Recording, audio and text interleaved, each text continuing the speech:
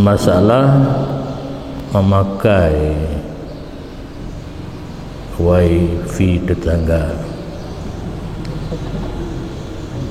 ini termasuk mencuri kan?